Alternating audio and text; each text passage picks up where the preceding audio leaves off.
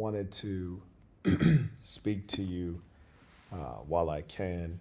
We here in the Middle East have received a number of communications from the local authority, um, some of which have advised us to not um, share our locations. Others have advised us of imminent missile strikes and to stay away from windows, doors, and to go inside of shelters. The um, there are many things going on at once. For the last 30 minutes, you could hear children crying in the hallway, and you could hear their mother crying with them. The skies are quite loud, and one is curious, but one should stay away from windows. In fact, down the street from me, there has been a hotel that was struck by an Iranian drone, and it is entirely in flames. And I figure I'd talk while I can before the internet and or electricity goes out, um, whether as a result of the government here or infrastructure destruction from Iranian strikes, which are currently ongoing. Um,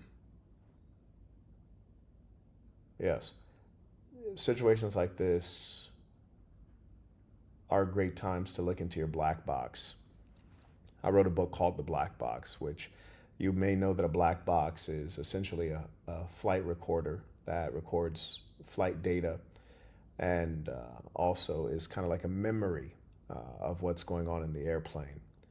So you look at your reference points, and I suppose my good fortune is that I have a few reference points for things like this. And the best thing you can do is stay consistent and objective. The reality is that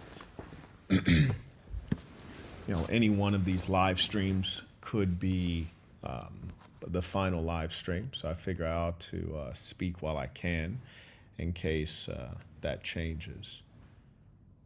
A lot of comical questions come up at times like this. At the current moment, I'm in a hotel, and you ask yourself, because I was actually, ironically, I was supposed to check out of this hotel tomorrow morning. Well, actually, it's later on today. In about 6 hours, I was supposed to check out. I had a chauffeur scheduled to take me to the airport. I have some philanthropic activities in West Africa. As you guys may be aware, we have SAS in Africa.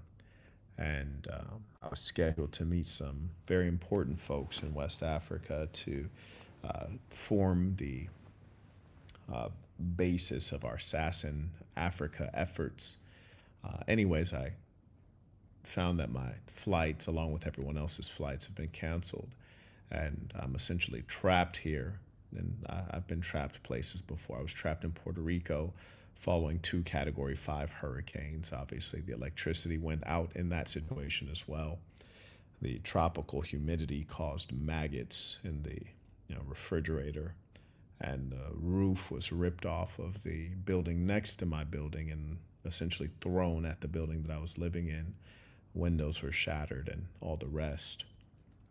So I have some reference points to that.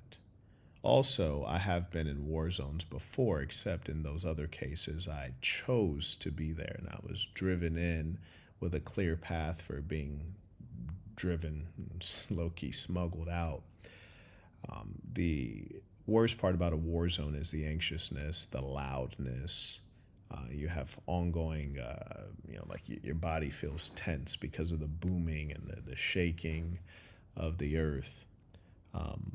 Yeah, someone says if I was you, I'd move to the outskirts. Yeah, that makes a lot of sense because, for example, you're in a high rise. If the high rise is hit, if you're at the bottom floor, you're going to be crushed. If you're at the top floor, you're going to crumble down to the bottom. If you're outside, you're going to get hit with debris. Building will fall over on you.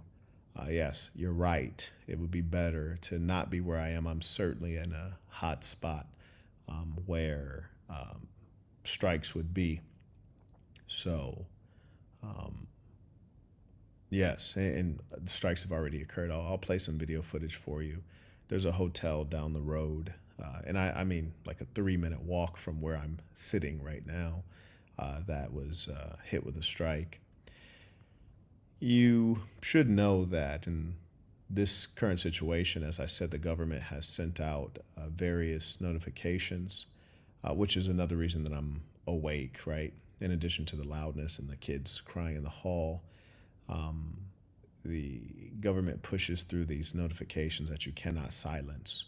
So, you know, um, that being the case, there are no taxis or Ubers. Someone recommended I relocate. I totally understand. But it's not like you can call a taxi or an Uber to relocate. You have to relocate on foot. And I don't think your feet can carry you fast enough to get out of the midst of these high-rise buildings. So, um, and the funny thing is you learn so much about human nature and the sick, just the mental illness of people. For example, I saw on one of my posts the mother of a friend of mine who's a physician, someone I respect. She writes, "Khomeini is dead. Don't worry." Like literally as we speak, this region is being bombed. One thing I'm not is I'm not a unrealistic person. People say you're good, bro. I may or may not be good. In all likelihood, judging from the data, I'm not good. There's a building, a 3-minute walk from where I'm sitting right now that was just blown up. I'm for sure not good. I wouldn't consider that good. I'm also not bad, in as much as, um, you know, if I get blown up, the death will be nearly instant. For the most part, generally speaking, because I'm pretty close to the heart of where you would get bombed. So it would be, more so a direct hit, so it would be fairly instant. I've made every effort to be productive up to this point in life, and I've transmitted uh, pretty much all of my ideas, and I trust that someone competent can pick things up and keep going. So, I feel fine in that regard. Someone wrote, "Just go to your basement." um, Again, the mental illness of humankind. But I say that to say this: Americans have enjoyed peace, and because they've enjoyed peace, they really have no realistic concept of what war is or the fragility of uh, human life. They never really know how precious their own life is. Literally, as we are speaking, I don't know if you guys can hear that booming, but literally, as we are speaking, this very moment, this ceiling could cave in. Um, and there's a significant likelihood of that as this area is being targeted. The unique thing is that we watch war, we Americans, not me in this case, but we Americans, we watch war on Twitter, we watch war on television, we watch war on Fox News or CNN. It's very remote and it's unreal. It's similar to the way you watch Hollywood film and you see the whole shoot 'em up scene and the car chases. You don't perceive or feel any real danger or thrill. It's not an empathetic or human experience. It's something that is more entertaining. And I think that's why so many of us have no real compassion for people who are um, dying in wars, for people who are losing their children or their parents. Even when the mother of my friend, who's a physician, she knows death. She's seen it up close. when she says things like, "Oh, don't worry, Khomeini is dead." First off, she's playing politics again. This is not about Khomeini.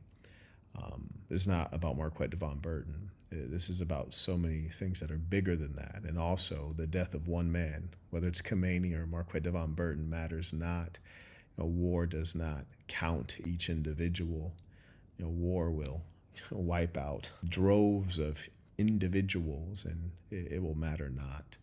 So you can just tell that it's like there's no real sensitivity to the seriousness of the matter.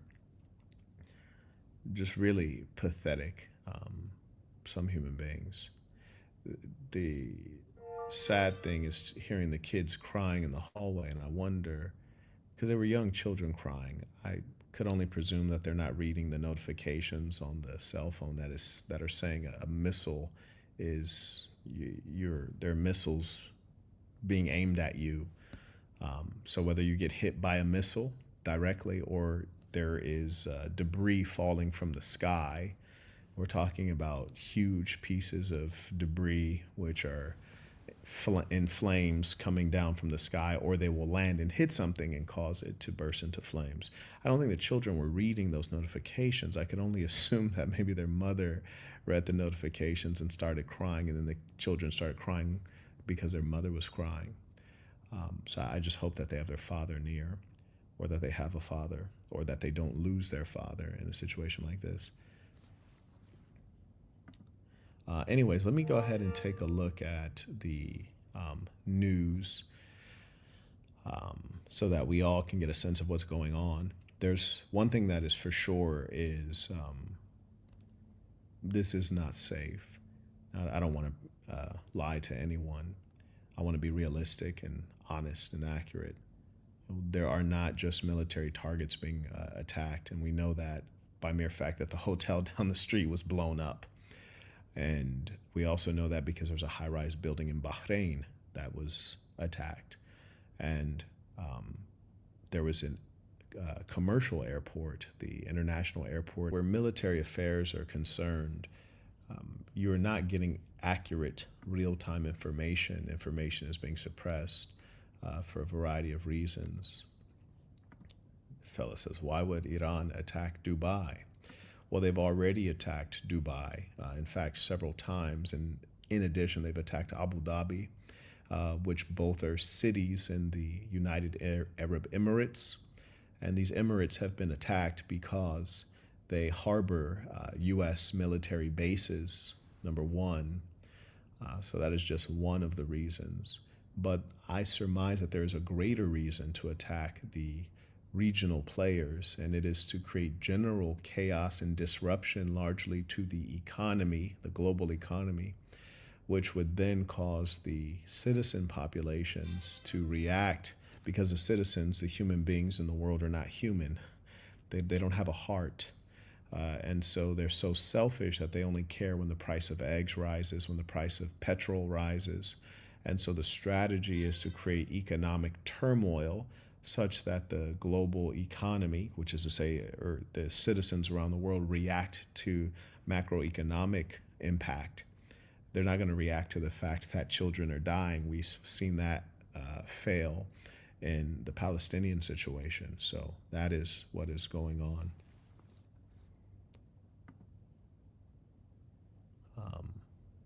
Gentleman says, my cousin in Qatar called to say, forgive me if I die. Yes. I don't need any forgiveness if I die. I've made every effort to live well and to do good. So I feel quite comfortable dying. The only sadness is that there are a number of women and children that I am responsible for, and I trust they'll get on fine. Not as good as they would with me, but they'll get on. They're all strong, capable people. No one should ever think that they as an individual are too important. You're not. Anyways, let me answer some of your questions, and then we will look at a bit of news. And I appreciate those of you who are supporting. If I am to die, I trust that the proceeds will go to the appropriate people Let's see. You can use that information to send in your comments, questions, and we will stay consistent. We will do this the way we always do this. May I acknowledge one Chawa writes ramifications of the murder of Ali Khamenei. Khamenei. There's claims that most of Iran's top leadership is gone. The top leadership of Iran has been under attack for some time. This is not a new thing. We've had nuclear scientists. We've had their top general. We've had people in their intelligence apparatus being assassinated over the last couple of years, obviously largely at the hands of Israel. And so that's not surprising. The only question is how deep and strong does their structure go? You know, has everyone named their successor? Are people going to stick to the script? How dedicated are people to their ideology and religion? Religion is a tough thing to fight. The Americans should know that, because when you're fighting against those who are convicted and they have faith and they truly believe, unlike, say, the American soldiers in Vietnam, when you're fighting against jihadis, when you're fighting against people who believe that God will preserve them or God will give them eternal blessings, those people are very hard to defeat. And so that is the question about the Iranian leadership. You see, if they have enough true believers, they can carry on, and they'll carry on quite long. I mean, after all, if you look at the Germans, they carried on quite long.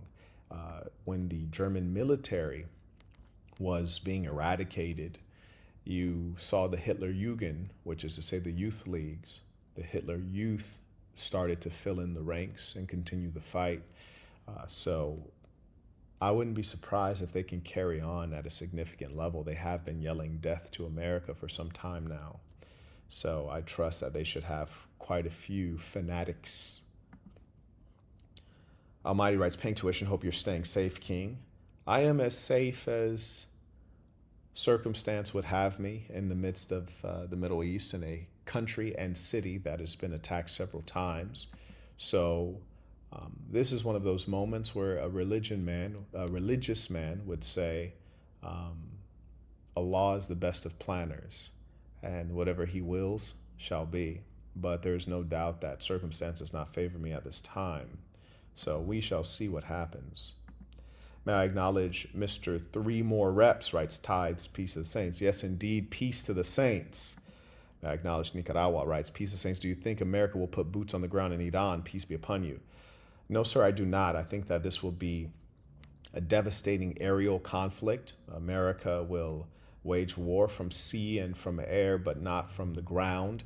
And that will be their claim, that they didn't get too bogged down as in the Iraq situation. But still, the United States will invest significant amounts of capital, human and material, and they will avoid putting the boots on the ground, but they will still see similar outcomes, which is to say there will be casualties. Thank you for that question. May I also acknowledge OTM Clothing writes, you've taught us to think deeper, move wiser, and remain grounded no matter the pressure. We honor you, we stand with you, and we appreciate you more than you know. I thank you for that. And that has been my hope, that some of that would have been accomplished and that we've established a foundation upon which we can build. May I acknowledge one Chawa writes, can literally hear the explosions in the background of your audio.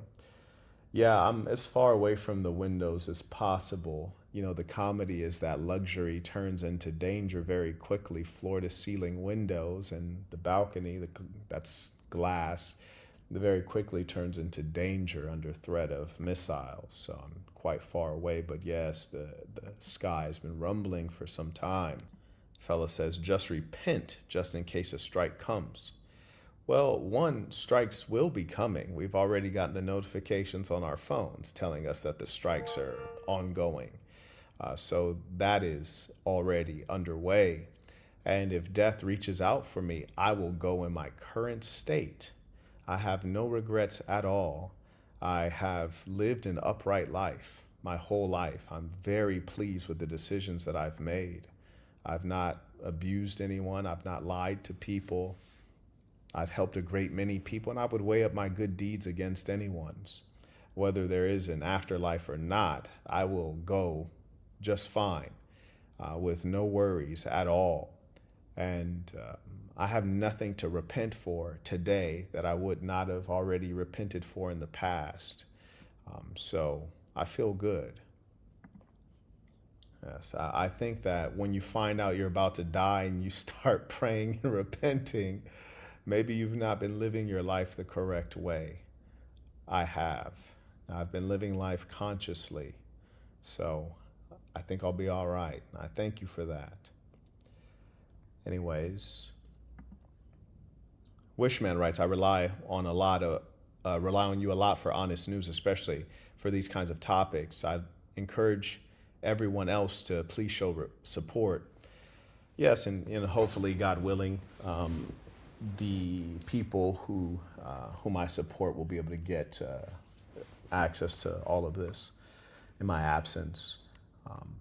But yes, it's quite hard to get good news, or I should say, accurate news on this current situation. For example, with the drone attack on the building, the hotel building that is now up in flames down the street.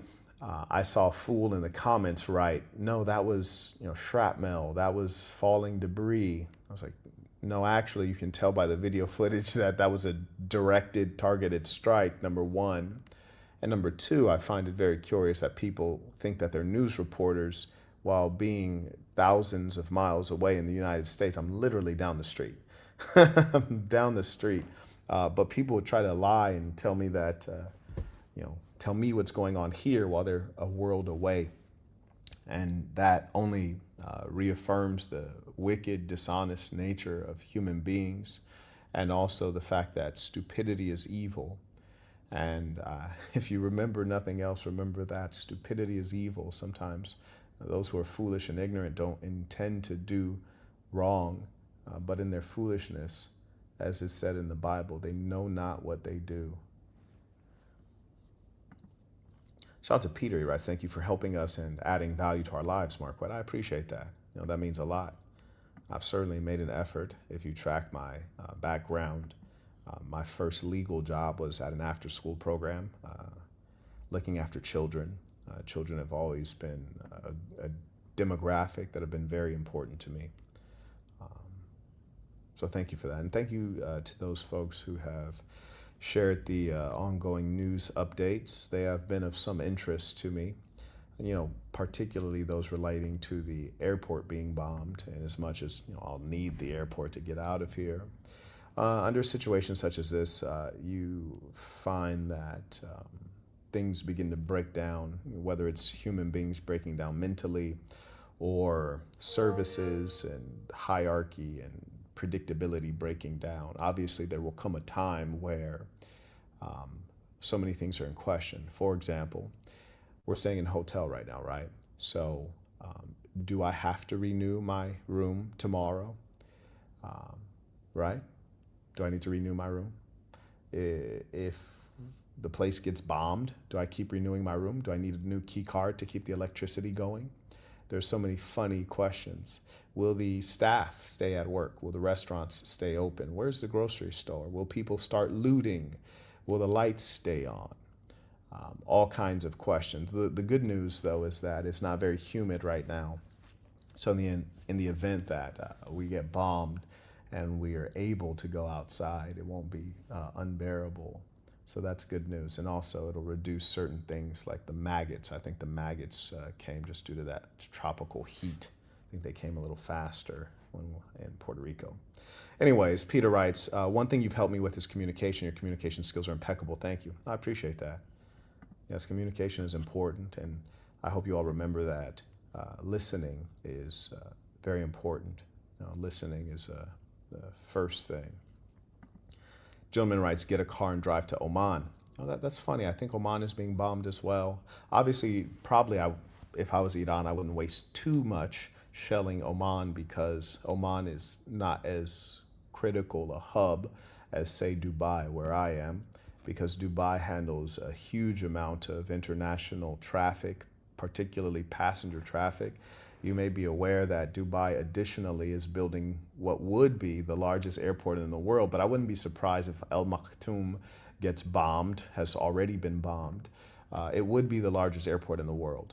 And the prospects for Dubai, the UAE, and the region at large are, of course, being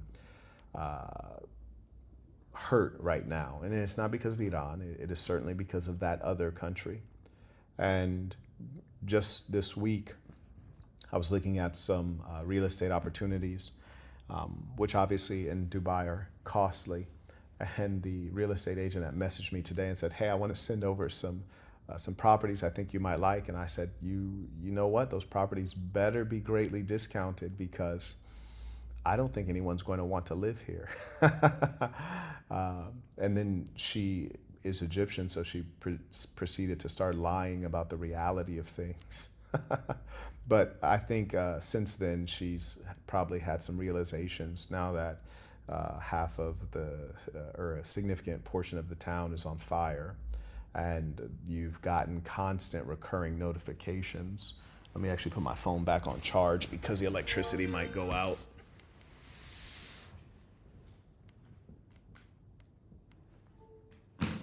Yeah, now that we've gotten recurrent emergency notices from the government that we're being attacked with missiles, I think that she can't stand on those lies anymore. Even an Egyptian can't lie that much. But anyways, yes, Oman, cool place. And probably borders are closed. Probably people are not managing those borders very well, or they're being managed by military and they're not going to allow traffic, would be my guess. But yeah, I do believe Oman has been attacked as well. We'll look at the data shortly. And, that's kind of Iran's goal, is that there's nowhere that is safe. There's nowhere to run to really drag the whole region into war and uncertainty. Seven writes, how long do you foresee this conflict lasting? That really is a fascinating question. That's the magic question. And one would have to ask themselves, well, which conflict? There are a number of conflicts going on at the same time. Certain places, I think it would be more strategic for Iran to continue bombing. For example, if I was Iran, I would certainly try to bomb meaningful places in Saudi Arabia, because there's just so much value there. There's so many groups of people that you can really inflame emotionally. And also, I would certainly try to obliterate Dubai, because it's a major hub. It's a commercial hub, and it probably also has a lot of expats, a lot of wealthy, important people, whether it's sports stars, celebrities, influencers, bankers, businessmen, developers from the West. So I would certainly try to obliterate Dubai. They have monuments. They have building the largest airport in the world. So for me, if I was Iran, I would target Saudi Arabia and I would target Dubai. Those I would let go on the longest. I would reduce my attacks on other places that are more peripheral, such as Oman, Bahrain, Qatar. I would stop those places, and then I would, keep up the shelling in Dubai and Saudi, and then of course on Israel. And so that's where the time would be invested. Now, how much time? Well, we know at minimum we'd probably have at least 4 weeks of intense warfare. Minimum. Now, does that mean that it'll be 4 weeks of warfare that would prevent me from leaving the Middle East if I am to survive that long? I don't know. We'll see. Oh, and another fascinating thing about war is that violence and relationships become very important. And remember, I always talk to you guys about health, wealth, relationships. Health, wealth, relationships. So violence becomes a major currency. Actual money becomes less of a currency, particularly because digital transactions don't work. Electricity's out, cellular networks are out, communication systems are down. So you have to rely on relationships and trust hugely in these kind of situations. People become barbaric. They fight each other for food. They fight each other for clean water. Looting will begin.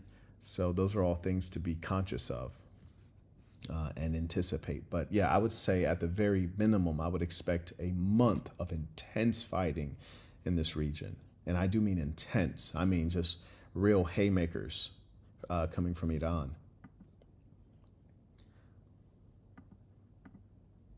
Fella says, stay in Dubai. The Air Force Base has defensive rockets that could head that way. Right?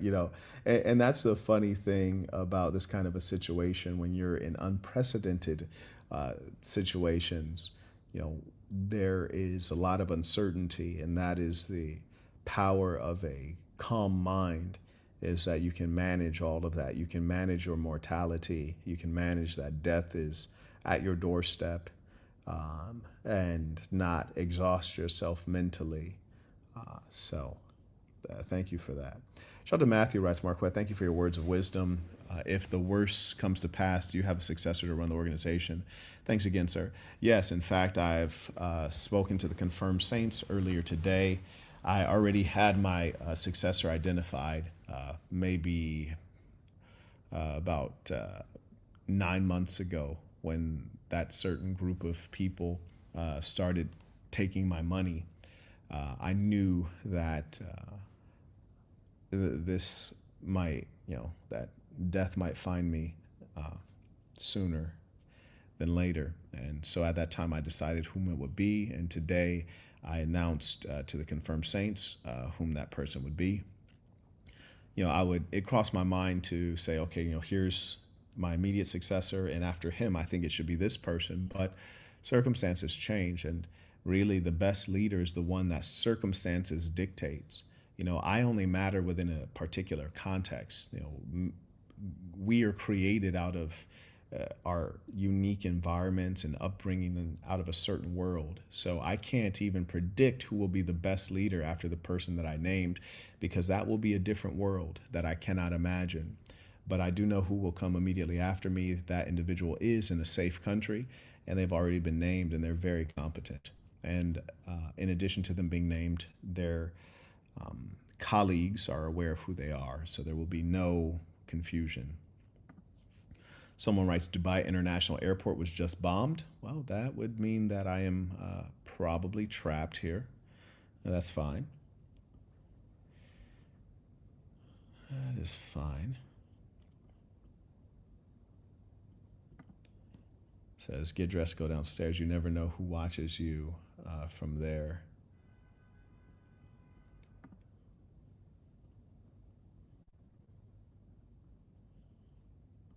Okay, let's see. Did I catch up with everyone? Let's see. This individual writes, you are a delusional evil charlatan. I thank you for that. Thank you for that support. We appreciate you being here. It just wouldn't be complete without haters, right? For old time's sake, it just would not be complete.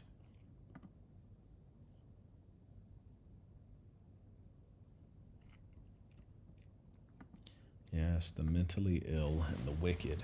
If anything, that just verifies that some people are truly evil and mentally ill. Just imagine a man is in a war zone, being bombed, and your instinct is to insult them, to insult the individual before they die. Someone you've never met, mind you. Just truly sick, these people. Truly sick. Oh my goodness. My. Anyways, let me acknowledge Frank supporting the work. Shout out to Isaiah as well, and Kareem and Mr. Tabit, all using the Stripe link in the description to support the work. You are greatly appreciated. I think we are caught up there. I'm a bit dehydrated. Okay, yes, we're caught up there.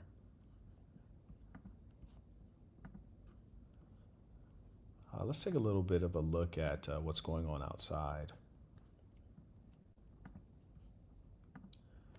Someone writes that Iran's supreme leader Ali Khamenei is reportedly killed by many media outlets. How does this affect the war duration? It may not affect it at all, really. I mean, for example, there's this other fellow named Ahmadinejad who was more famous of a non-religious leader. Like, we didn't look at him as a religious guy. We looked at him as like a political leader of Iran.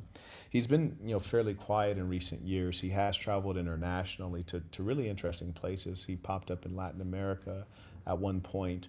I don't know if he's compromised, but at the time that he was in power in Iran, he was very outspoken against the United States. So he's still around. And there should be many other hardliners. So I really would not invest in the idea that if you take out Ali Khamenei, that all of a sudden the problem is going to go away. That is the thesis of the West, kidnap the Venezuelan president and then the Venezuelans are going to fall in line. That is the thesis. Kill Muammar Gaddafi, take out Saddam Hussein, bring forward the fall of Bashar al-Assad. And the idea is that everyone else will bend over. Not always the case. And for example, with me, I've always made every effort to encourage discipline, adherence to the ideology, respect for the hierarchy, seriousness and ruthlessness among my ranks, such that they can carry on without me. The plan has always been that it's bigger than me. I could only imagine that the same would have been true with many of these other leaders and political structures. For example, recently in Libya, the son of Muammar Gaddafi, who was a good son. You'd only hope to have a son like him. He had one son that was a nut, or I should say just like unimpressive. He wasn't like Uday of Saddam in Iraq, but just not as competent. But I believe the son that was recently murdered was Saif al-Islam. I forget his exact name, but it was a son of Muammar Gaddafi who was actually in line to become leader of Libya. He was favored, and then all of a sudden he ended up dead.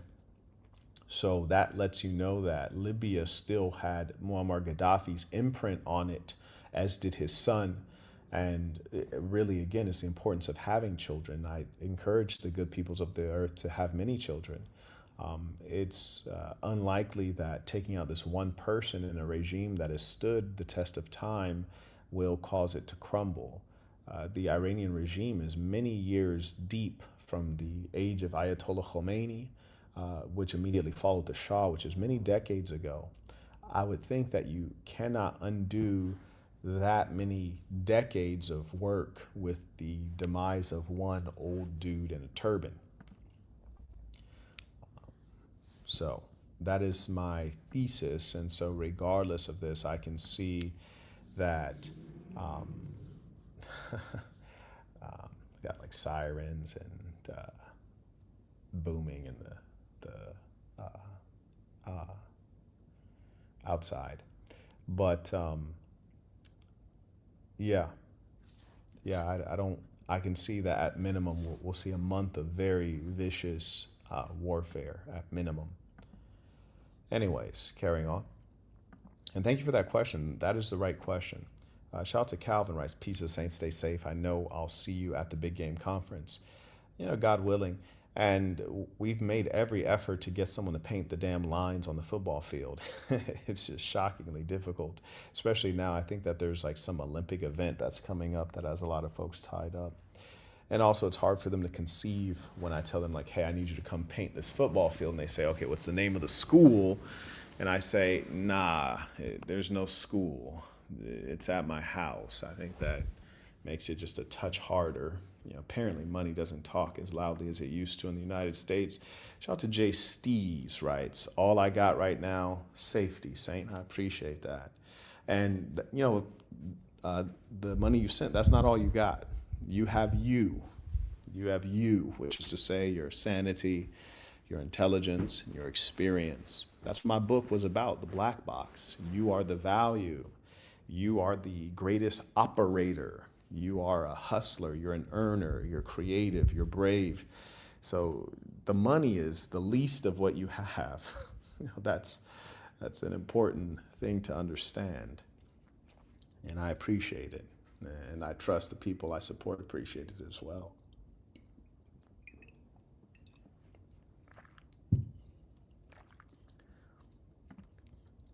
May I acknowledge 3D Camp writes, stay sharp and ready. You demand.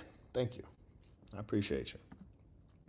Shout out to Pray Asharana writes, prayer and salute to your courage, sir. Thank you for your teachings, and I hope you get out safe. Peace of saints. I appreciate that. I hope so too, because I have a lot of things to achieve.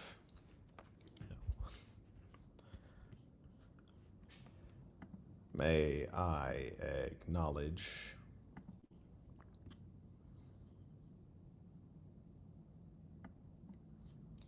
Juan. He writes, peace of the saints. Shout out to that big homie in a real way. I also acknowledge Ethan. He writes, peace of the saints. Did you hear the blast in real time? You know, there have been a number of blasts and booms, and I don't know if that's defensive weapons making interceptions. There have been car alarms going off, obviously, due to the nature of the booming and shaking.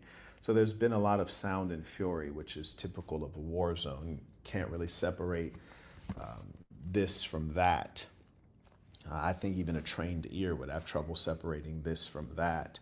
And that is a part of the trauma of a war zone. That's why so many people come out of it rattled. Shout out to Matthew. He writes, peace to the saints. Words can't express your deeds. Thank you for everything, Mr. Burden. If anyone can make it through, I trust you are the one. How can I help? I appreciate that. Currently, I think that unless you have major high-level connections in the Middle East, namely UAE, we may be at a standstill, but there may come a time when the war quiets for lobbying efforts for the United States to get us out of here. I say us as I trust there are a great many other Americans of note who are here, and probably they'd have to get us out on military planes or ships, which may be less than ideal because certainly those will be targets. But I appreciate your support. Shout out to Herb. And that's why I always talk about health, wealth, relationships. Relationships are critical. There always comes a time in the life of a man who's really living a life wherein there are things that money cannot buy.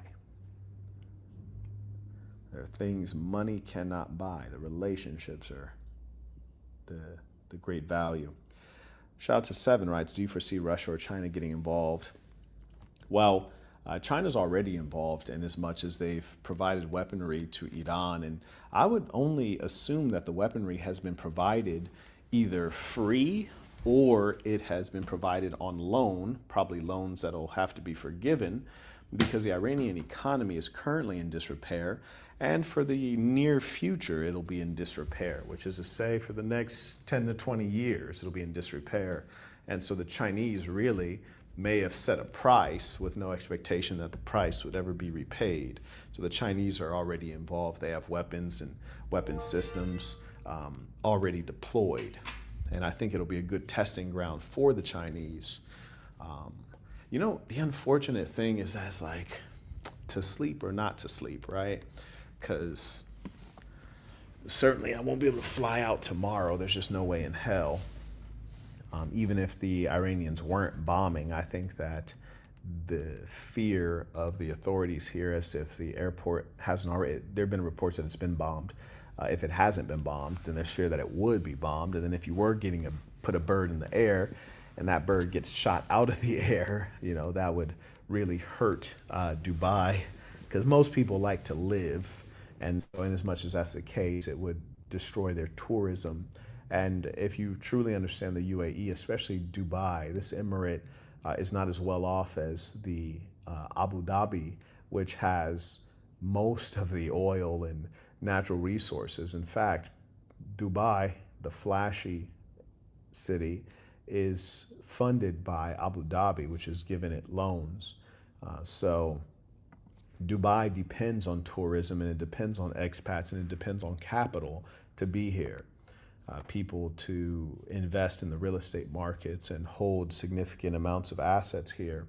And so no one, not a wealthy person certainly, is going to want to be in Dubai if it's A, underdeveloped due to the destruction of war, and or B, it's unsafe due to the potential outbreak of war. So Iran really is making some very intelligent moves, because if I were, Sheikh Salman bin Ali, whatever the hell, whoever is running things right now, I'd for sure be trying to get Iran to chill, because I'm building the biggest airport in the world. I'm going to need a lot of people to sustain that. I have so many off-plan real estate developments currently underway that require enormous amounts of capital that, frankly, Dubai doesn't have. They need foreign capital, foreign direct investment. So I think Iran has a really good plan. The only sad thing is that they didn't close the Strait of Hormuz earlier, before the outbreak of war, which I have recommended. And the comedy that lets you know that the Westerners are truly sick is that Iran said that they were engaging preemptive strikes, which my understanding would be like a strike to prevent war, you know, but the strike started the war. Truly evil, truly evil. Shout out to Swaggy supporting the work. I may also acknowledge King Chiro writes, I apologize for straying from the live topic. Well, it is tradition, right? I wanted to know your thoughts on repaying student loans. Generally, don't repay loans. He writes, I just graduated with a significant amount to start paying off. I'm sorry to hear that. Do you think it's wise to pay it back aggressively? Hell nah. Or should I consider a wholly different approach? Yeah, you should definitely not ever plan on paying it off. You'd be wise if you can die with student loans or any kind of loan. Maintain liquidity, use the liquidity to invest in assets, to invest in things that are going to grow your money, and die with the debt, which is to say never pay it off. So that's the smart thing to do. Especially in the case of student loans. If you have, say, subsidized student loans or government-backed student loans, they have a low interest rate. You can pause them, you can get forbearance, you can get all of these advantageous things. And if there's a socialist revolution, you may even get the student loans forgiven or dissolved. So I would certainly not want to pay off student loans. Now, let's say conversely, you had a credit card debt or an auto loan with an aggressive interest rate, then yeah, I'd say pay it off as quickly as possible, because it's going to be to your benefit. Someone says the Dubai Mall got hit. Yeah, well, they're pretty much bombing everything around me. So, there's that. Thanks for the updates. Shout out to Bilal. He writes, I'm truly grateful for your guidance. I was close to joining the Army Reserve to complete my master's/doctorate tuition free and avoid $200K in loans. I'm happier than ever not having gone that route, and I sincerely thank you for helping me see clearly. You're welcome. There's no amount of money worth your life and or your integrity. John writes, in your opinion, does this basically guarantee the left wins in November unless the right tries to steal it? Well, generally, midterm elections are won by the opposing party. That's just history and tradition. In this case, Trump has done an atrocious job. So, yeah, sure. He writes, how can people still support him? At this point, it's either you've got close ties to him, they're getting paid, or they're an absolute fool. Well, yes. And people have different emotional or psychological drivers that are greater than fill in the blank item. So, for example, someone might say, Marquette, how could you support Trump in the first term? And I could say, he's good for the economy. And in the first term, he was. And they say, but he's a racist. And I say, yes, he is a racist. And I accept that. And my greater priority is financial. So, people make those kinds of compromises, unfortunately. And that is largely due to the very low quality of politician that our system allows for, because our system is extraordinarily corrupt. And the wise man knows that you're pretty much always choosing the same thing with different, or the same kind of candidate with different cultural representations. So, for example, what will be consistent is that the candidate will always be pro Israel. The candidate will always be pro war, not in rhetoric, but in practice. The candidate will always ignore American infrastructure.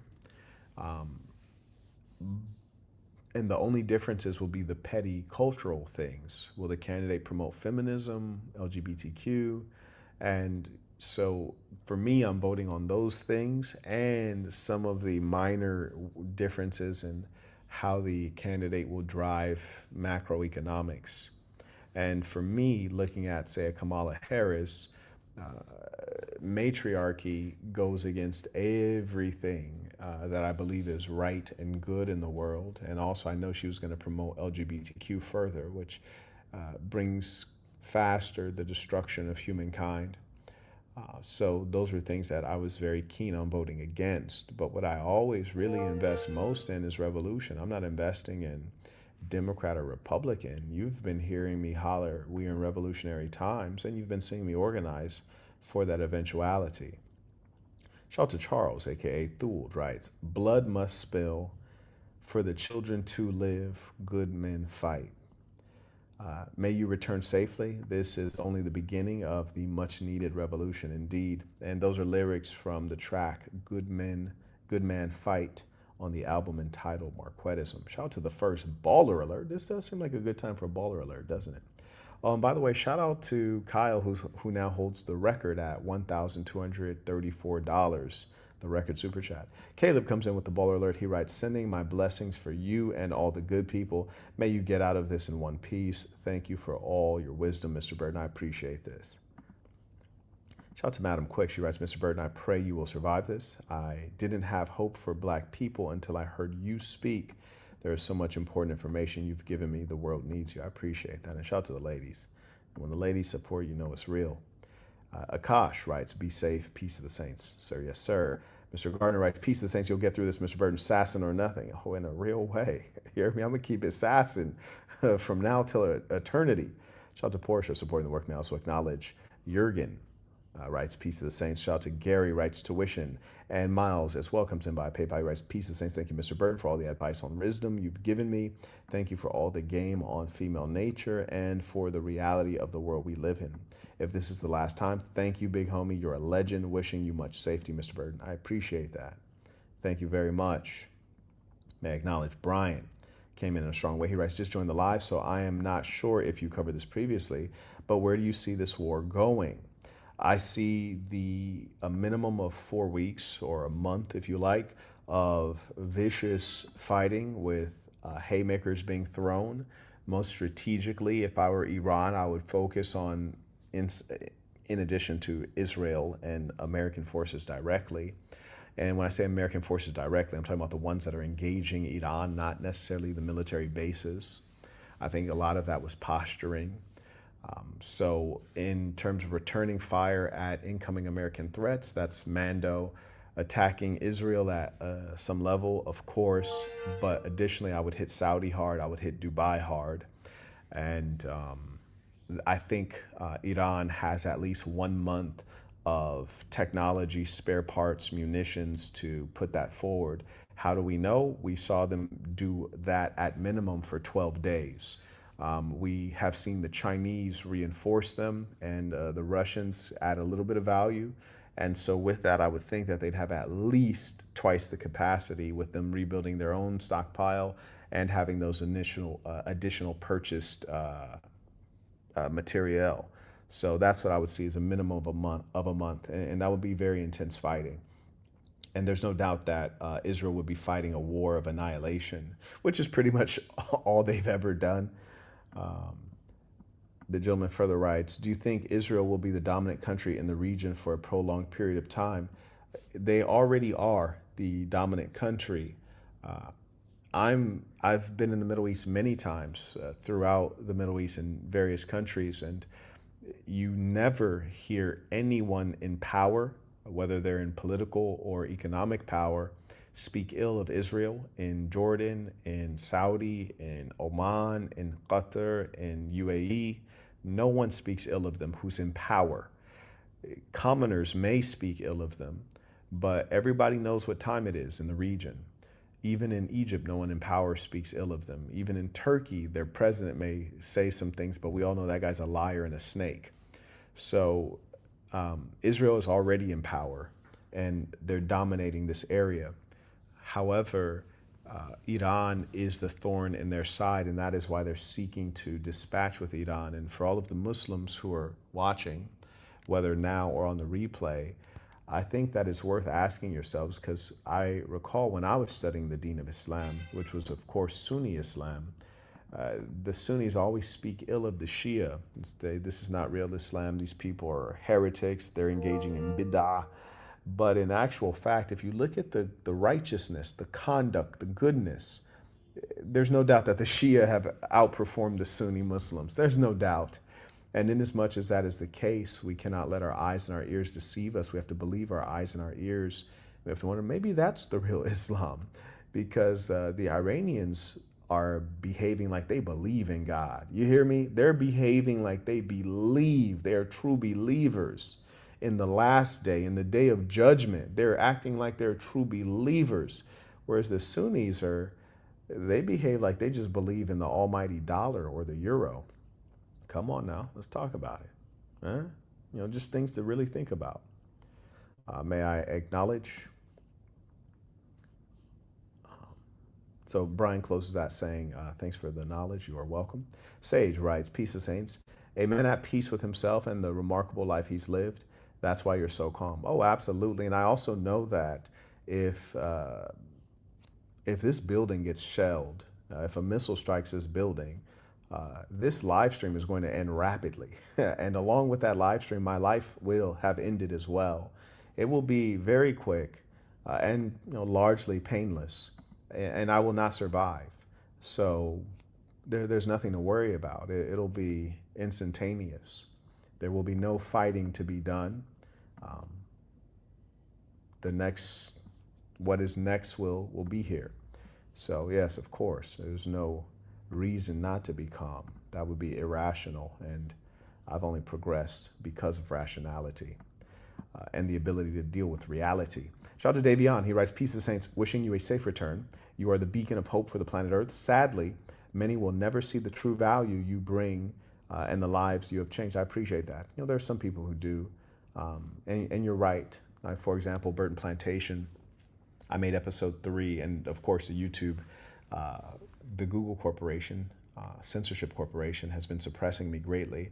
I was in another country before this one, and a young woman had typed my name into YouTube, and everyone else's content came up. Everyone else's channel about me came up, except my channels would not come up because of the shadow ban.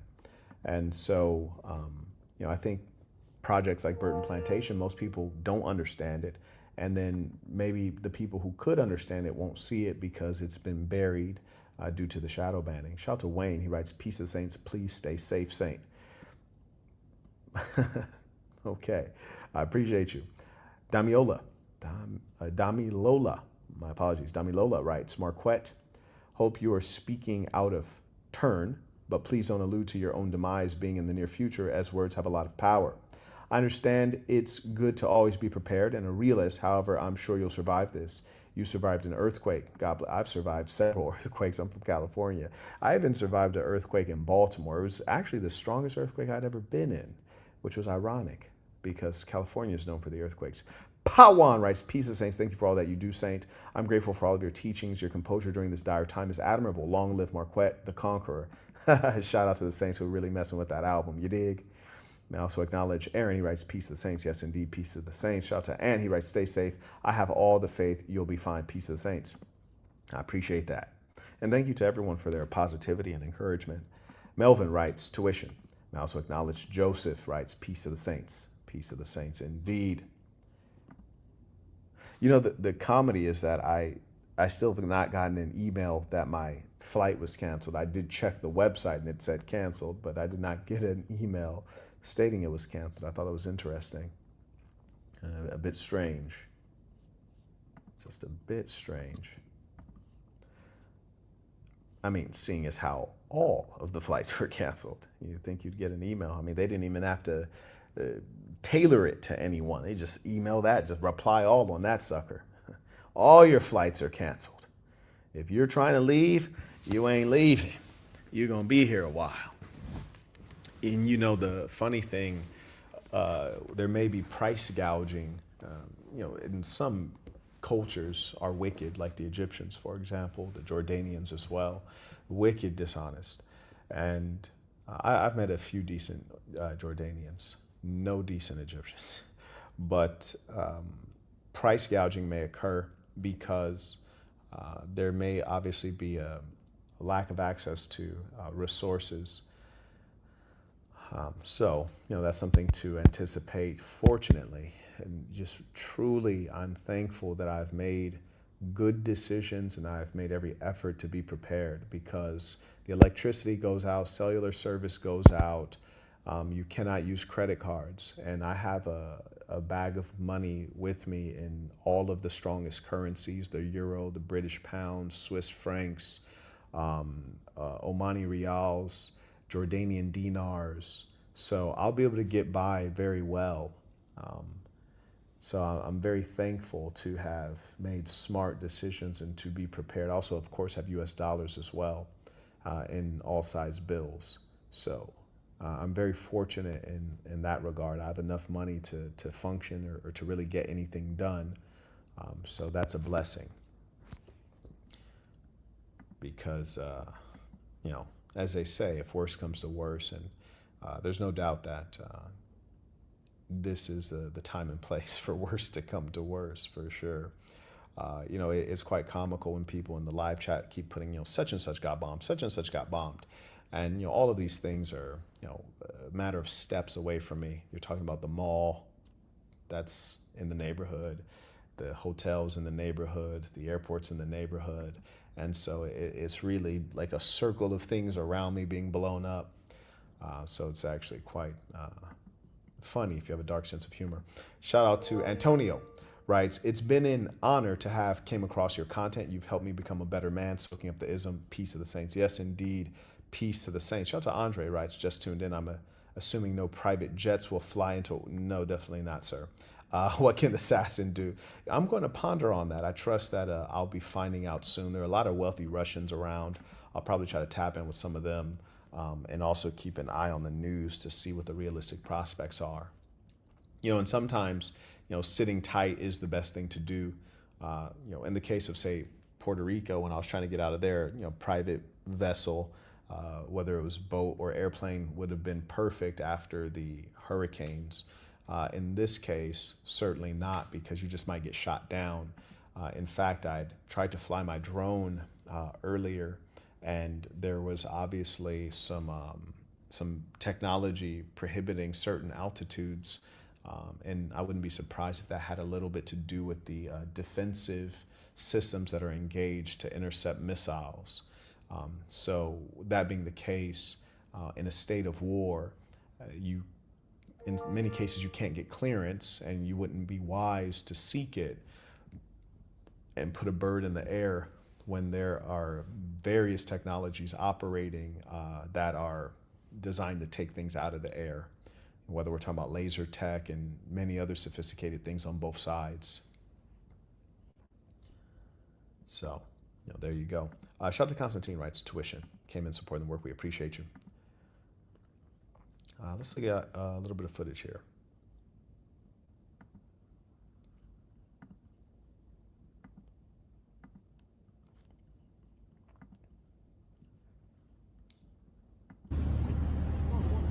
No, Holy mother. Vas-y, j'ai envie de dire à Sarah de descendre, on se casse. So, for example, this is funny just to see stuff like this on video because it's down the street. But yeah, on my jogs, I jog by this place every day. So this is Palm Jumeirah Marina. I'm at the Palm Jumeirah Beach Residence. JBR is what they call it. The marina. This is the area that I'm in. So, like literally, this, as I said, is like 3 minutes on foot. Wow. Ouais, mais quand même, c'est pas une coïncidence. So as you can see, that bad boy is fully engulfed in flames, and the inside of it is pretty much hollowed out, except for the flames that persist. So there's no survivors in that kind of a situation.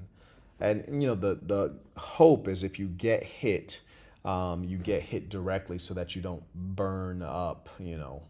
That would be unfortunate. Some of you may burn in hell after you die, but no need to burn before you die, right? Shout out to Swaggy supporting the work, came in twice. He writes, sent in my salute video to become a Assassin member. I'm praying that you'll make it through this. Hope to meet you someday, inshallah.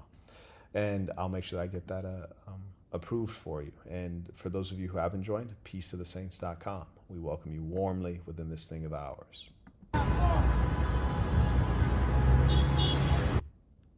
And you could see it looks like the windows on that the van have all the glass is fractured. And there you can see the true carnage of the cameraman. There you go, right there. So, my hope is that the fire department has been able to get down there and get that blaze put out. No guarantees, they may have a great many things to do.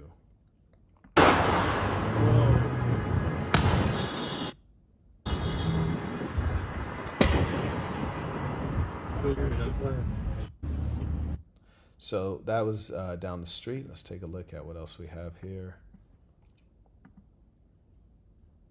This reads, let's see, Iran launched missile strikes toward the Gulf in what is described as retaliation. The UAE, which is the country that I am in, said its air defenses intercepted the projectile, though falling debris caused damage in parts of Dubai. Authorities said there were no confirmed direct hits on major landmarks. Now, the challenge with this news is that it's out of order. Like what I just showed you came out before this. And also, it's not the latest news anymore, right? Because this is an unfolding situation. And then the last part that's important is that governments lie and militaries lie. And at some level, it's necessary and strategic. Like it would be smarter, and Israel does this all the time, to say that your defenses are impregnable when they're actually not, to deceive the enemy. This is a basic in warfare. I'm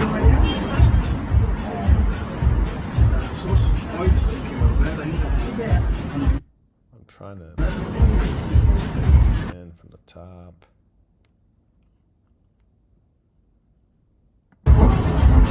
Oh no! They said, oh no. So, frankly, we all probably have not experienced debris falling from the sky from intercepted missiles.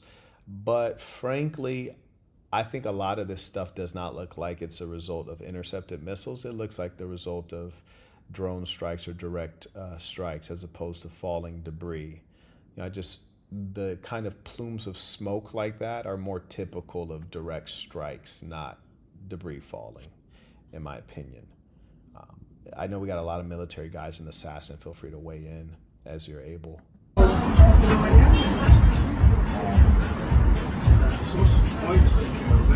And I appreciate that the camera person showed the proximity to the Burj Khalifa, which of course is a phenomenal target. I would absolutely hit the Burj Khalifa in every major landmark, including the Kaaba, because I would be wilding if I was Iran. And that's really the situation that they have been put into. And that is why I accept that, this situation is essentially my own government, the United States government, putting my life at risk.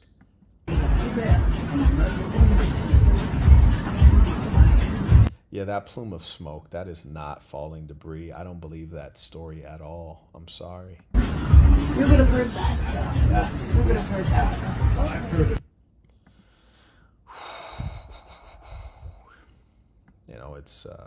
It's definitely a different feeling for those of you, and I hope you can at some level put your mind into this situation, and hopefully you never have to experience it, but it's worth going through mentally. But there's a really funny feeling you get when someone says the airport got blown up, and you're like, okay, that's 20 minutes that way. And then they're like, the Fairmount Hotel got blown up. You're like, that's 3 minutes that way. And then they're like, there was an explosion next to the Burj Khalifa. You're like, that's 5 minutes that way. There's a very unique feeling you get, because when you get blown up, you're not going to see the news for it because you're going to be in the news. You feel me? You ain't going to see that news at all. It's like you're going to be watching the news about something else, and then all of a sudden, boom. It's a very remarkable, unique feeling. Anyways, may I acknowledge, shout out to Lil Cash Kid, moderator extraordinaire, writes, and by the way, shout out to all of my moderators. I appreciate all of you. Shout out to the members, my confirmed saints, my executives, my leadership. I appreciate all of you. May I acknowledge Lil Cash Kid writes, peace to the saints, protection and safety to the Honorable Marquette Devon Burton. I appreciate you. Shout out to X, came in supporting the work. A one-on-one conversation writes, Terrell D. Austin here, peace of the saints. You're simply the standard for all good men, and to be frank, all real niggas. Prayers to for you, Saint. I appreciate that. I also acknowledge Ty with the British pounds, right? Oh, and by the way, Britain has gotten involved as well. They've sent their Air Force out. I don't know in what capacity precisely, but we do know that they have gotten involved. There were bases, British bases, that I do believe Trump wanted to use. I trust that those bases are probably now in use, at least admittedly, whereas before maybe it would have been covert. Tykermark writes, peace to the saints from Ghana by way of the UK. We value your work and perspective, brother. Stay positive, stay alert. One can only hope BB Trump and rotten liars benefiting from this face what they deserve. Yes, indeed. May I acknowledge YouTube Rolling writes, peace to the saints. Please be safe out there. You still have much work to do here in the U.S. These 304s are out of control. Bruh, I'm trying. Hey, man, these 304s out here are out of control. Listen, there's so many things that I've just not had time to say. Because life has been moving at a fast pace, and that's a good thing for someone like me. Keeps me out of trouble. But, as you know, I've been looking at real estate deals out here, and so, of course, dealing with a number of real estate agents. And it's also worth noting, generally in Dubai, there are a lot of attractive women. I've never seen so many attractive women as I have this trip, and that's largely because you have all of the beautiful women from the Arab world and from the Western world, plus the wealthy Russians who have been trying to evade the draft and the lifestyle in a Russia at war. So a huge number of wealthy Russians here, which has increased the beauty significantly, and also the number of gold diggers and heartless people. But one of my real estate agents, very attractive, Jordanian citizen, Palestinian blood, and unfortunately surgeryed out as well. But this character was, and I feel bad saying that, she may be watching. No disrespect, nice, pleasant lady. But she was driving me from a building site, and I asked her, after she had shared some things about her relationship background, I said to her, who is the leader in the family? And she says, and this is exactly what she said. She said, a woman should let the man think he's the leader, but she leads in everything except physical matters. I said, what do you mean physical matters? She's like, in the bedroom. I was just like, word, you're completely insane. I say that to say that this Muslim woman from a Muslim background just still with the insane thinking. The sickness has spread the world over. And that's precisely why the assassin has been a global movement, because you cannot stop the evil by becoming a passport bro. You can't escape the evil. You cannot fix culture just focusing in the United States, because cultural decay is exported through social media around the world instantaneously. So I just wanted to share that with you, because otherwise she would be a decent person, except that her ideas are utterly insane. Like utterly insane. And had the nerve to say that out loud to my face and believe it too. Shout out to Frank. He writes, I will be forever grateful, boss. Thank you. I appreciate you, and Frank has always been with us. Shout out to Monica, writes, supporting the work and praying for your safety. Thank you very much. And shout out to the Lady Saints standing up. Patrick writes, peace of the Saints. I hope you are able to stay safe and intact during these troubling times. How do you think this conflict will merge into a greater conflict? Now, that's a really good point. And for it to become a greater conflict, other entities would have to jump in. And so what one has to ask themselves is, which country would be so brazen as to jump into this conflict, which is certainly not a fair or balanced one. If you were to jump in on behalf of Iran, you'd be joining a side that is losing and will lose. So you'd either have to be strong enough, like say China, to be able to actually turn a losing situation into a winning situation, and you'd have to have some kind of incentive to do so, which there really isn't one, or you'd have to be a rogue group that's faith-based and very radical, like the Houthis or the Hezbollah, and you'd be joining in, basically just adding a little bit of ability of the Iranians to agitate the enemy, but not to defeat the enemy. And that would only serve to cause Israel and the United States to have more targets to deal with. But essentially, you'd lose anyways. So I really couldn't see any other meaningful power stepping in to escalate this to world war. I could only see it expanding to something that people could call a world war, because the West is ganging up on Iran. But I don't really see Russia or China making any meaningful steps. Now, what would create a world war? I think it would be a number of parallel conflicts occurring. So you have simultaneous wars, right? You have the Ukraine-Russia war. You have the war between Israel and Iran. You have the war between Pakistan and Afghanistan.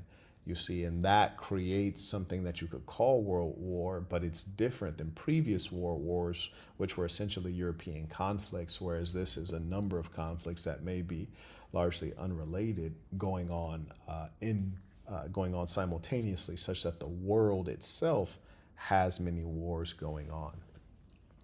Thank you for that question. Gentleman further writes, also, what do you think is a popular prediction about this greater conflict that is inaccurate? That's a unique, smart question. And the ability to ask questions drives conversations. The ability to ask smart and unique questions opens us up for meaningful knowledge and insight. So what about this greater conflict is inaccurate? Well, everything that the American propagandists and the Israeli propagandists have said is inaccurate, meaning the motivations for war. Those have been lies. There is no doubt that Israel will continue rolling over more of the Middle East. They'll come for lands in Egypt, in Saudi, in Yemen, in Syria, in Lebanon. So I think that story is not believed yet, but time will tell. Also, I wouldn't put it past Israel to use nuclear force in a limited capacity just to make a display of it, and also to make Iran capitulate. And that would be something that the Israelis have already decided to do, but will wait, 4 weeks to do after they can, make the claim that they had no choice. And they use it in a limited capacity because, of course, they're just itching to do it. I could see that. That's something that is not addressed enough. It's only been addressed at a small level, wherein it's been stated that the Israelis manipulated Trump, and we don't know how true this is, but claimed that if Trump did not take aggression toward Iran, that the Israelis would hit them with nukes, meaning if the bunker buster bombing did not occur, then the Israelis would have nuked the Iranians. Who knows how true that story is? Nothing is too strange to be believed, and we know that the Israelis are extraordinarily ruthless, so it is possible. Thank you for that question. That was a brilliant question, and that's one for everyone to make a note of. You can apply that to different circumstances. Shout out to Dedrick. He writes, hope you are staying safe out there, assassin or nothing. In a real way. Shout out to Dorian and Dedrick, both confirmed saints. And shout out to the saints who were recently confirmed within this thing of ours. Carrying on, let's take a look-see at the news, which is still developing. This is 10 hours ago, so we know that there's much more. No, we can hear actually the sounds, the interceptions. And I'm going to hold you there, Ali, because at least 40 students killed in the Iranian city of Minab from joint American and Israeli attacks. As you just alluded to, we have been. It looks like they did a number on that place, but I wouldn't be surprised if this town didn't look too good before the strike, but clearly after it, SL. Hearing in the last few minutes more explosions in Qatar. I want to show you some of the latest pictures that we have that show some smoke rising over the capital of Doha. I've been to Doha, and many of the places that are referenced, I've been there. And it really gives you a different perspective when speaking about it. Doha, for those who have never been, it is a fabulously wealthy town, beautifully quiet, well maintained. There's no homelessness, there are no loiterers. You have the people who are there to work, are firmly in their place. Very wealthy people there. The malls are just extraordinary and breathtaking. The architecture is unparalleled. The ceilings are so damn high, it's ridiculous. You walk into the mall, it feels like you're entering some sort of a palace. And it's not a crowded, overpopulated place. It's very unlike Dubai in that it's not showy and ostentatious. There's a lot of locals, not a ton of tourists or foreigners. And the life is calm and peaceful. It's a beautiful, safe, family-oriented city, which is a rare thing. And I was shopping for land plots in Doha, which basically were not within budget. But Doha is very unique in that at some level, especially compared to Dubai, it's underdeveloped, which means that you could buy a villa in the city. And they use the term villa, which essentially means single-family detached home in the context of the Western world or the United States. So you can't buy a single-family detached home in Chicago, like in the heart of Chicago or in the heart of fill-in-the-blank big city in America or New York. Whereas in Doha, you can buy a single-family detached home in the city, which is remarkable. Now, granted, it's not going to be cheap. You know, we're talking several million dollars. But that is the opportunity that was there when I last visited, which I think was maybe a year ago, year and a half. Anyways, carrying on back to Doha. So it's really sad to see a place like Doha get bombed because it's such a beautiful, peaceful, wealthy oasis for families. Hear them again. I'm not sure if you could hear that. So let's cross over now to Zain Basravi, who is live for us in Doha. Zain, can you tell me what you've been seeing where you are? Absolutely. It is 2:51 p.m. local time right now here in Doha.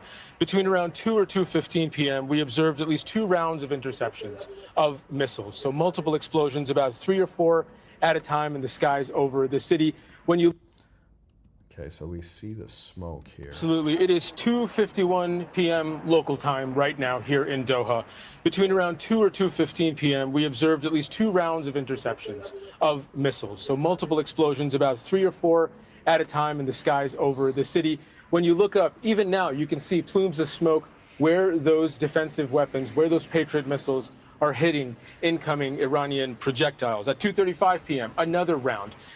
So, you know, people may be thinking, okay, the interceptions are working. We're safe. Nah, you ain't safe. That is the foolish thing, and I would never, ever, ever set my mind to the idea of I'm safe, you're not safe. Because strategically, the Iranians may be trying to exhaust the defenses or just check and see what the defenses are and how they operate and how they can be overwhelmed or fooled. And this is pretty much what they did against the David Sling and Golden Dome and all that. I forget all the names that they got for all that stuff in Israel. And they sent a first little tester out, and then they said, okay, well, let's send in a second wave and let's see how we overwhelm their defensive system. And they did figure it out. So I would not feel like I'm safe. Iron Dome, that's right. The Golden Dome is what Trump wants to build. I would think maybe these were test shots. Maybe these were warning shots. But there's no doubt that they've not brought out any significant firepower, whether it's in terms of efficacy or in terms of volume. We've still not seen the Iranians use volume, which we know is a strategy of theirs.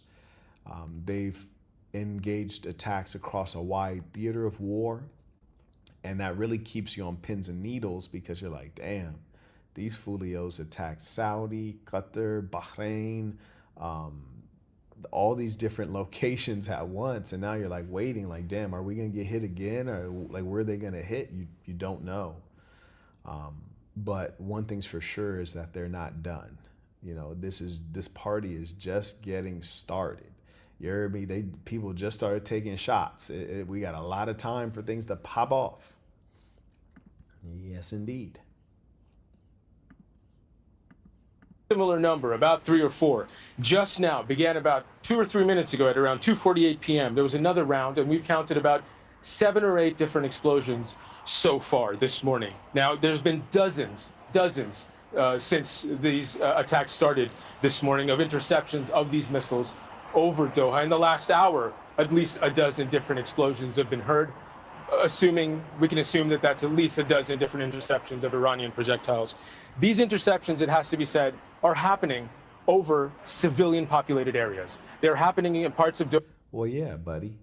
Doha is the capital city of a small country. So, of course, it's going to be overpopulated with civilians. And this is also true in the case of Libya. When Barack Obama was invading Libya, that's basically where all the Libyans are. A third of their population is their version of New York City. And so, yes, of course, there's going to be collateral damage. And frankly, if I were the Iranians, I would be seeking to maximize collateral damage just as a strategy to bring the sooner end to the conflict, because the citizens are not going to push their regimes to the negotiating table unless your cousin, your brother, your mother, daughter dies. You know, when that starts happening and you're fearing for the life of your children, then you're going to be more urgent, as opposed to if the Iranians are just hitting military targets, right? Then the idea, which is not true, shout out to Antoine supporting the work, appreciate you. The idea is that, oh, those were soldiers, not that they deserve to die, but we have a tolerance level for that. We have an expectation. But when random people are dying, then we have a sympathy, we have emotions, and emotions are what cause people to move and get things done. So there's no doubt that this will continue over civilian populations, and there will be more collateral damage. Around Al-Udeid Air Base, as the Iranians try to strike that U.S. air base, as they try to strike CENTCOM headquarters. But these interceptions are happening around civilian areas. The last time that Iran tried to hit Al-Udeid in June of last year, we saw debris falling onto people's yards on side streets, people posting videos showing parts of missiles and rockets. And what we are seeing now is at least 2 separate videos that are still pending confirmation. We can't confirm what we're looking at, but smoke rising over part of the city and seemingly a missile hitting the ground as well. But we're still waiting for confirmation. Yeah, there's no doubt about that, that there are certain hallmarks of missiles landing. Debris is, shrapnel, pieces of metal, and, all these different things, most of which are not terribly large and are not going to cause explosions when they land, and certainly not the plume of smoke that you're observing. Those are direct landings of missiles. That's what that is. There's just no doubt about it. And I respect them as journalists for waiting to confirm it, but that's what that is. On whether or not these can be verified. But what we do know for certain is that so far this morning, dozens of missiles have been fired at Qatar from Iran, and there have been dozens of interceptions. Okay, Zain, thank you. He didn't say all the interceptions, but dozens of interceptions, and I believe that. I just don't believe that Iran was trying. And that's the scary part. You feel me? The scary part is that Iran was just like okay, let's get this party started. You hear me? It's almost like the fade is about to pop off and Iran just started stretching. You feel me? Like Iran's like, no, I'm just stretching right now. We about to get this fade.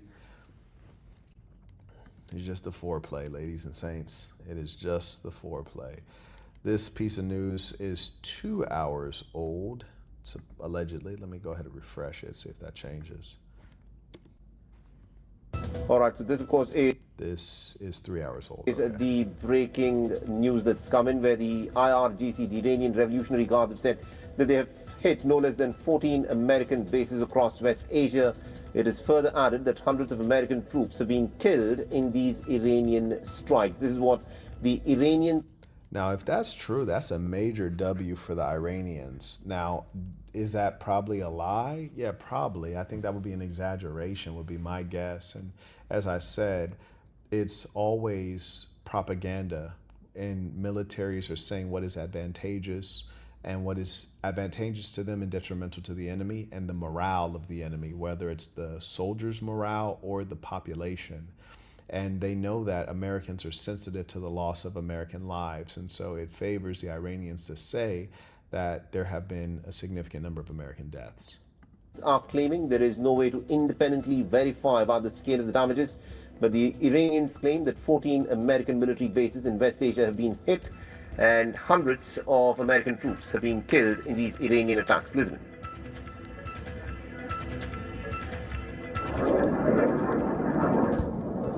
This sound that you're hearing right there, and if you guys can confirm that the audio is coming in well from the video, just put a alpha 1 in the chat that the audio from the video is coming in.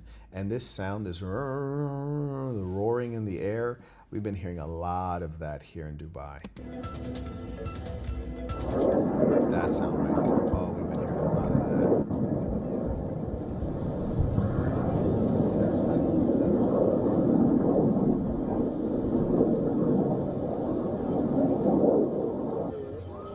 This is the statement by the Iranians, and we've got Mr. Keith with us, who has joined us live from Kuala Lumpur. Mr. Keith, the fact that the Iranians are saying that they've hit at least about 14 American military bases in the region, how do you think the Americans will be reacting to something like this? Well, as President Trump has stated that, he has also... I'm not going to lie. It just seemed like a random dude called in. Like, that wasn't even the guy it's supposed to be. So, given this new stark, reality and of this warning that there might be American casualties on the ground. And of course, this is a high-risk, high-reward maneuver. And of course, also, and for on the perspective of the Iranian regime, if it senses that there is no way out, and this is the end of the road for them, then of course they'll be compelled to act further. And it's all a matter of perspective, and it's all a matter of how you will gauge the response system by the other party. And of course, once you have American casualties, and then we can expect some further retaliation, some further strikes with greater lethality and of course the capacity. And of course, we have seen how this business will be a direct target. What I would have been curious to hear is which of those bases being attacked were surprises to the Americans, because the Iranians telegraphed all of this. They warned that they would attack American bases, and in many cases, the Americans withdrew troops from those bases. And so I want to know which of these were a surprise. That's the part that's interesting. And we have known this, but it's a matter of how to mitigate and to lessen the impact and how to manage the hostilities. And so now we have seen We cannot yet verify the actual number of U.S. casualties, but and then we can determine as to how President Trump will react to this, and we'll leave it to the commanders on the ground to decide on the next step forward. But of course, the next couple of hours and tomorrow will be a critical timeline for us to see whether this will escalate further or there will be some room of de-escalation.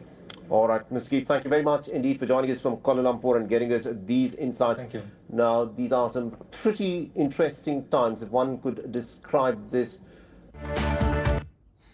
Some pretty interesting times, yeah. I'll grant you that. Yes, these are some pretty interesting times. Let's see what's going on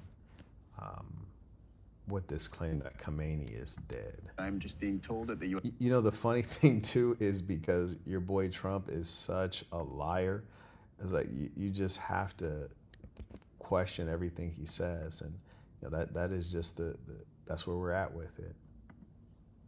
We don't know.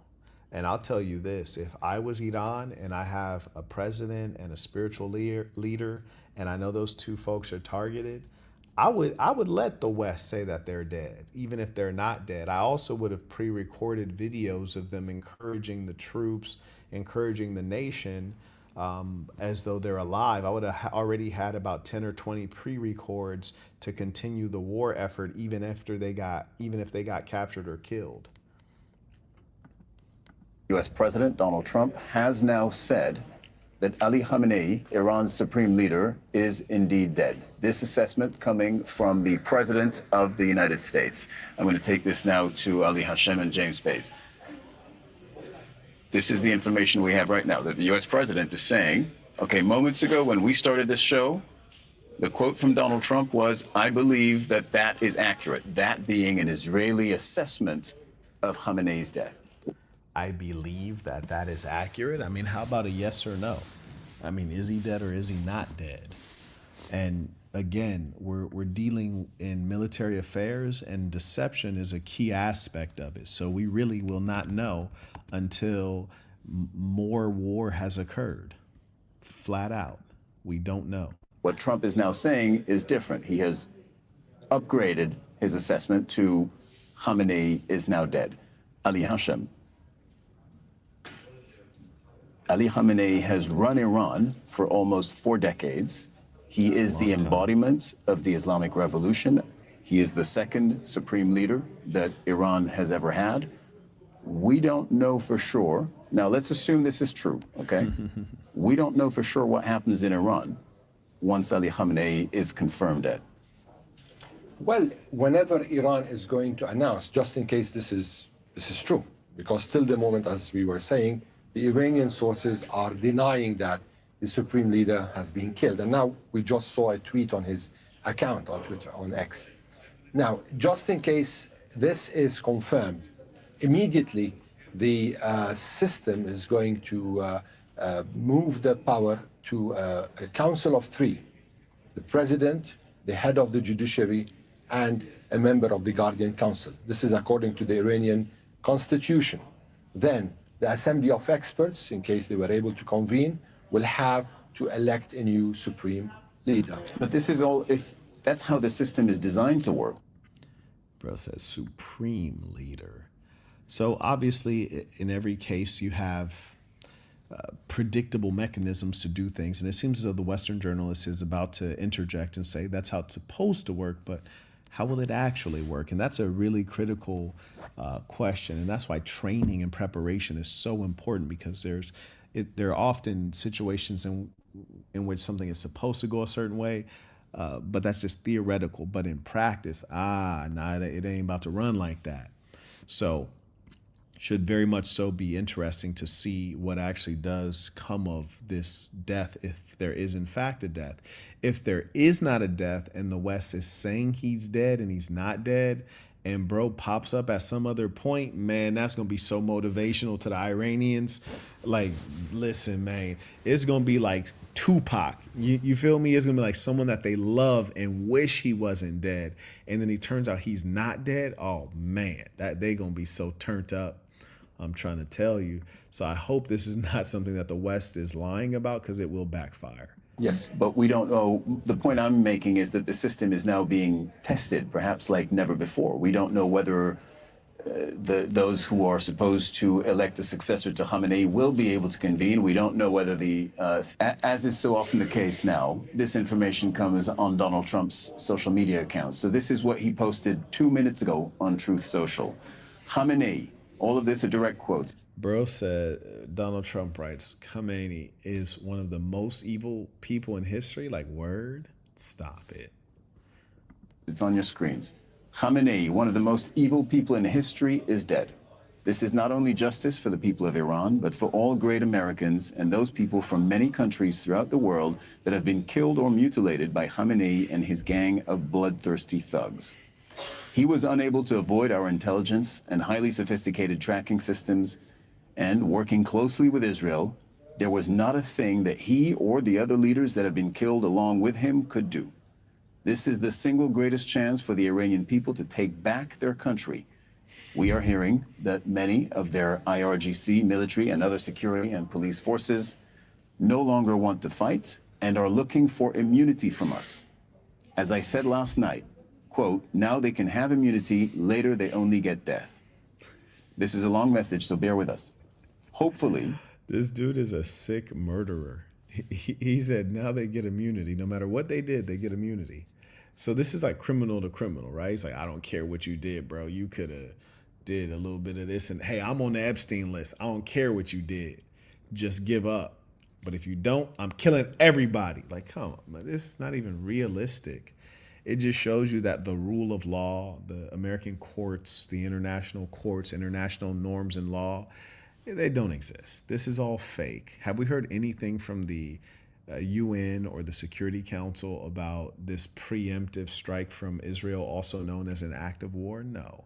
There's no condemnation because these international bodies have no teeth. Trump continues, hopefully the IRGC and police will peacefully merge with the Iranian patriots and work together as a unit to bring back the country to the greatness that it deserves. That process should soon be starting, in that not only the death of Khamenei, but the country has been in only one day very much destroyed and even obliterated. The heavy and... This guy's English is so bad. This guy, as in Donald Trump. This man wrote, the country has been in only one day very much destroyed and even obliterated. It's like you couldn't hire a person to have English that bad, because anyone he hired would have better English than him. He wrote this himself. Bro's English skills are terrible. Pinpoint bombing, however, will continue uninterrupted peace throughout the week, or as long as necessary to achieve our objective of, capital letters, peace throughout the Middle East and indeed the world, exclamation mark. Thank you. This man writes like someone who did not go to formal schooling. The President of the United States should not be writing in all caps. Full stop. For your attention to this matter, President Donald J. Trump. Al Jazeera's Mike Hanna is joining us from Washington, D.C. Mike, this was posted 2 minutes ago. What information did you have just before this came online? What information did you have on your end? What are you hearing from your sources, whether it's the White House, whether it's the State Department, or whether it's the Pentagon? Well, we had heard President Trump say publicly in an interview a short while ago that he believed that the Ayatollah Khamenei was indeed dead. And he said as well that he believed that a large number of the Iranian leadership had also been killed. But now we've got that full statement on Truth Social, which you just read. So you've got all the details of that particular statement, making very clear that the President of the United States believes that the Ayatollah Khomeini is dead. Also noting at the end of that statement, the comment that the heavy and pinpoint bombing, however, will continue uninterrupted through the week or as long as necessary to achieve our objective. Now, earlier in the day, President Trump was talking about the possibility of these strikes lasting a few days and then returning again should Iran continue its nuclear development program, as the U.S. claims that it has been doing. But in the same interview, he also said that he could last as long as it takes to take over everything. So Let me acknowledge some of the folks supporting the work. Shout out to Jay. He writes, "Peace of the Saints tuition sent more via Stripe for the Matt Walsh debunking." I appreciate that. And you see a lot of these psychopaths, non-historians, underqualified people, undereducated people on YouTube attempting to rewrite history to push their neo-colonial ambitions. This includes Marco Rubio. Shout out to Striking It Rich writes, "Praying for you, brother. PSA to all the saints or all the people who rock with Marquette. Get your economics together. Faith without works is dead." Ain't that real? Appreciate you. May I acknowledge Wensley comes in by PayPal, writes, "Peace to the saints. Hope you're safe, Mr. Burton. I respect the calm composure and the subtle jabs at the dishonest Egyptians. May we all live in such a way that looming death is treated like an approaching storm, inevitable, yet never something we grant undue fear." Absolutely. And I've always been mentally prepared. I never was under the illusion that I would live a long life. I always knew that speaking up on the truth does not lead to long life. You know, it started with Copernicus, and there have been many such examples, Socrates and others. People do not value the truth. So there's that. Not very clear in terms of the president's mind whether there is a timeline in this, whether there's an off-ramp to this conflict. But now we see as well the president doubling down in that Truth Social issue, posting, confirming reports that originally originated in Israel that the Ayatollah Khomeini has been killed in these strikes, along with a number of other senior Iranian leaders. Mike Hanna, thank you very much. I want to take this to James Bays. James, a long statement. What is your first impression of this? Well, my first impression before this statement, when we had Trump just speaking about this, was perhaps Trump was repeating what he'd been told by the Israelis, and it was the same Israeli chatter and the same one unconfirmed source. But now you've read out that long, very carefully drafted statement. Someone thought about that, someone wrote it carefully. Yes, there's some Trump flourishes in there, but it's a very well prepared statement. Shut up. That was not a well prepared statement. It was essentially a long tweet. And the whole apparatus, political Western apparatus of leaders all collaborate and cooperate with evil. That's why we're in such a bad situation. That's why the Epstein situation was international. You know, these dirtbags collaborate in evil. Shout out to Kevin supporting the work via the Stripe link, as has Solomon and Mr. Khalid. May I also acknowledge Jalen and Michael and Travion supporting using the Stripe link. I appreciate you. And shout out to Michael, who just became a member at peacetothesaints.com. Carrying on. Certainly the way that would normally work, and the Trump administration doesn't always work the way that previous administrations have, is that would have gone through the US intelligence community. That would have gone through the CIA. There are a total of 18 different intelligence agencies in the United States. And they would, one would have thought, normally have to have quite a high degree of confidence before putting that out. Because remember the stakes here.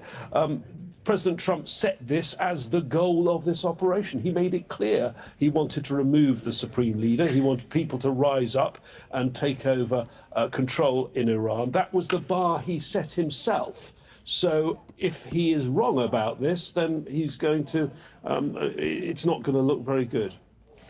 It is 21:46 GMT. You know, the funny thing is he says it's not going to look very good. I don't think Trump is concerned with the appearance of things. The American people don't even believe in the lies. They're increasingly not taking very much time to craft their lies. And also the mask is off. We know that these people who rule our societies were on the Epstein list abusing children. So the mask is off. What is left is revolution. That's it. Of the United States, Donald Trump posted a long message on his social media, Truth Social, saying that the supreme leader of Iran, the system, And Donald Trump frames this as a chance for Iran is born in that get bombs. The statement is clear from the American side, from the Israeli side, very certain. And the amount of certainty that we are seeing from the Israelis and the American gives us indication. You know, and I'm going to just clue you guys in on why there's an incentive to lie. And I talk about honesty and lying in Boston University and as well in the Book of Dark Truths. In fact, I have 2 separate lessons on lying in the Book of Dark Truths, and it's worth reviewing them. But for example, let's say you're the United States, Britain, the coalition of the Epstein class fighting against Iran, and you've made every attempt to kill their supreme leader. You've made strikes on the targets that your intelligence suggests are most appropriate, but you do not know for sure if you have indeed achieved your mission of taking the life of the supreme leader. So what you would strategically do is, in the media, the 4th branch of government, spread the potentially false narrative that you have in fact killed the supreme leader. And if Iran is fool enough, they might say, no, you didn't. He's right here. He's safe and sound. Here's a video of him. And then you have gained from them a piece of intelligence that you didn't have, knowledge of the fact that you did not, in fact, assassinate him. And now you know you need to keep pursuing that item. So there's all kinds of reasons that the government may go public with a piece of information. Sometimes it's intentionally to get the opposing side to feed you information. You purposely put out misinformation to get them to feed you real information, accurate information. I'll give you an example of how this might apply to your life in terms of your romantic dealings. Say I'm with a woman and I'd like to know her age, which generally I don't need to know it. I could look at her hands and tell. I could look at her neck and tell. But anyways, you're with her and you would like to know her precise age for whatever reason. As opposed to asking her, which would be straightforward, but you're dealing with a crooked character. If you were to ask her straightforward, she's not going to tell you. She don't play games. So instead, you say, you're 25 years old, right? And then just start talking about something else based on that. Say, yeah, you got to be 25 to be able to rent a car. So I know you're 25 and blah, blah, and just keep on going like it was nothing. And then they're going to say, oh, no, I'm not 25. I'm 24 or I'm 23. They're going to correct it. So you intentionally put out the misinformation to have them correct it, as opposed to asking for the information directly, because that puts up their guard. So that may be the strategy that they are executing. Very strong indication that this has happened. Till the moment, we don't have a voice from Iran coming out and saying this is not true, at least what we heard from the foreign minister, that the supreme leader, as far as he knows, is alive. Then the spokesperson to the foreign ministry also stressed that the supreme leader and the president survived the attack.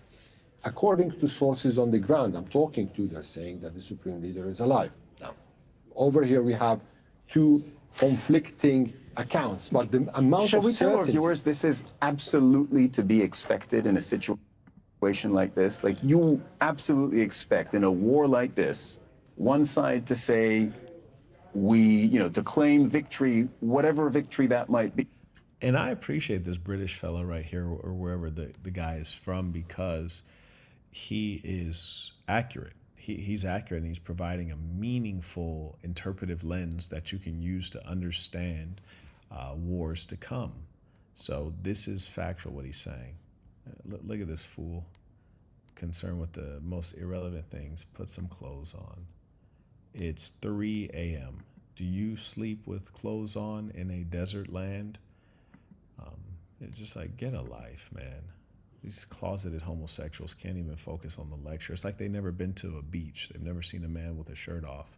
Never been to a beach, never watched a boxing match. In this case, it is the killing, according to Donald Trump, of the Iranian supreme leader, and the other side to completely deny it. And usually it takes a few hours, sometimes more, by the way, sometimes days, for the dust to settle and for us to get certainty. This is normal. Absolutely. That's why we cannot come out with a conclusion.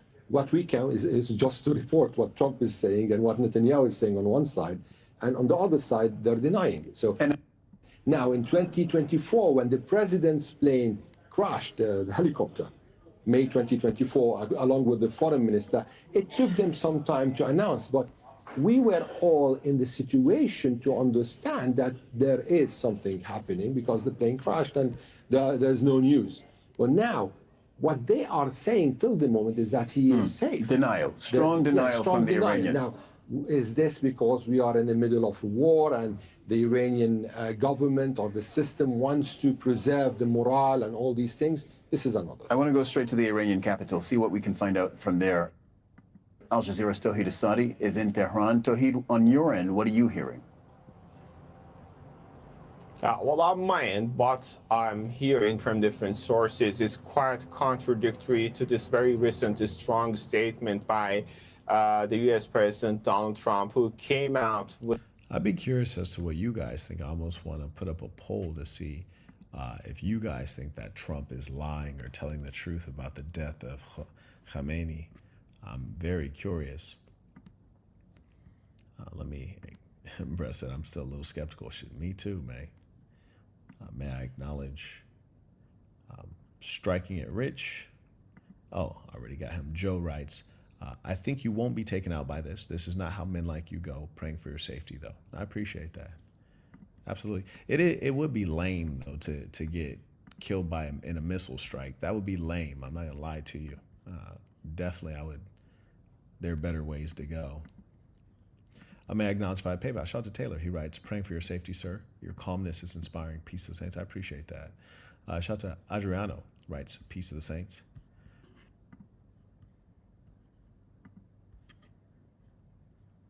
Okay. Looks like, what I want to do, folks, because the booming outside has actually stopped for the time being. For those of you who have been in war zones, it's mostly always loud and chaotic. And as the sun is still not up, it's about 3 a.m. right now, the sun's not up, the sky is quiet.